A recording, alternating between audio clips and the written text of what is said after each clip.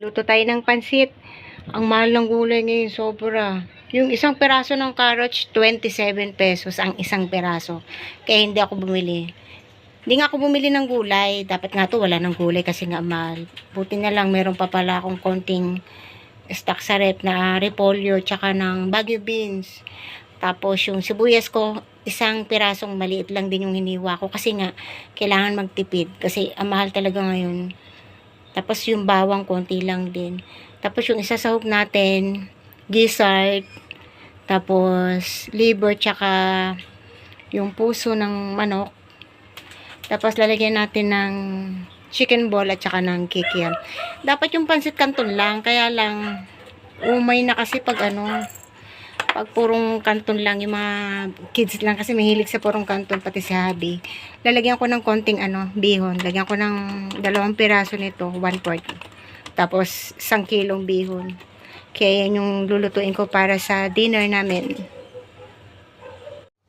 Ganito yung ginagawa ko pag ang sahog niya gizzard. Gagawin ko dyan guys, pakukuluan ko yung gizzard. Tapos pag natuyuan na yan, kusa nang magmamantika yung gizzard. So, hindi mo na kailangan pa maglagay ng mantika, hayaan mo na lang magmantika yung gizzard. Pagkatapos, syempre pag sobrang madami yung na-produce na mantika ng gizzard, babawasan naman natin, aalisin natin yung ibang mantika para hindi naman syempre suya, hindi nakakaumay. Pangit din naman kasi pag sobrang mamantika.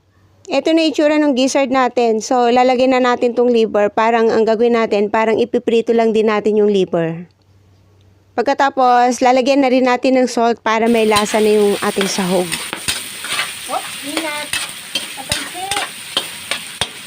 Pagkatapos, lagyan na natin tong kikiam at saka chicken ball.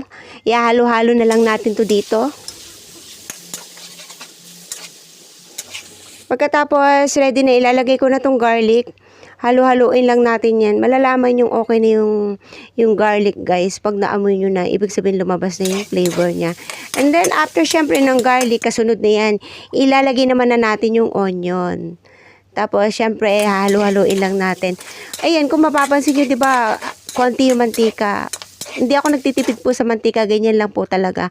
Hanggat maaari nga, konting-konting mantika lang talaga. Ayoko po kasi ng masyadong mamantika sa niluluto ko.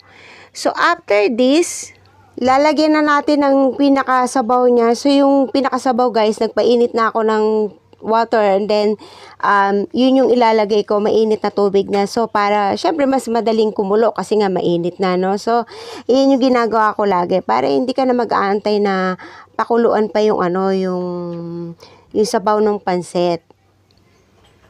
O, diba, ang bilis niyang kumulo. Pagkatapos, lalagyan lang natin ng isang chicken cubes. Optional lang yan, guys. Pwedeng meron, pwedeng wala. At pagkatapos, pakukuluin na lang natin na pakukuluin ng gusto. And then, lalagyan na natin tong soy sauce. Lagyan natin ng toyo. Siyempre, alam niyo naman tayo, si tansya-tansya lang tayo. Diyan magagaling yung mga nanay sa pagtansya-tansya lang. Pagkatapos, syempre, lalagyan natin to ng salt. Pero konti lang, alalay lang. Kasi, guys, yung pansit canton, maalat yan, kaya kailangan konti lang yung ilalagay mo. Then, nilagyan din natin ng konting MSG. Pagkatapos, lagyan ko rin ng ng paminta. So, lalagyan natin ng paminta. Depende na rin sa inyo kung gaano karaming paminta yung ilalagay nyo. Ready na to, na ilagay na natin lahat yung ating sahog, tapos yung papalasa. Isusunod na natin ilagay itong pansit bihon. So, inuna natin to kasi mas matagal maluto yung bihon sa kanton. So, 2 piraso lang, bali 1/4 to guys. So, palalambutin lang natin ng konti. Pag ganito na yung itsura na nahihiwalay-hiwalay na, tsaka na natin ngayon ilalagay itong pansit canton. So guys, hindi ko na inalis yung sahog kasi sa iba, inaalis yung sahog, parang iniiwan lang yung pinakasabaw. Ako hindi na, all together na yan. Sama-sama na sila dyan. Inunti-unti natin yung lagay para hindi mahirap haluin.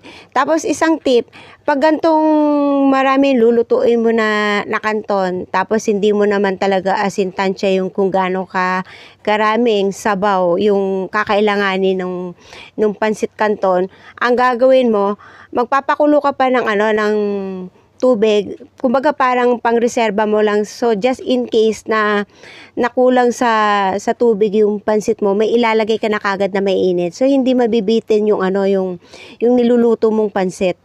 Madalas ako magluto nito kasi favorite to ng aking mag-aama. Kaya ang ginagawa ko naman pag nagluluto ako nito, iba-iba yung lasa.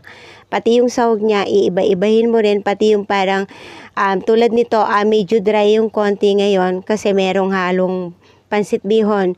Pero minsan meron namang may pagka-saucy ang klase ng pagluto. So, iba-ibahin mo lang syempre para yung family mo hindi mananawa dun sa sa niluluto mo. Pag ganito guys na malapit ng maluto, ilalagay na natin yung gulay.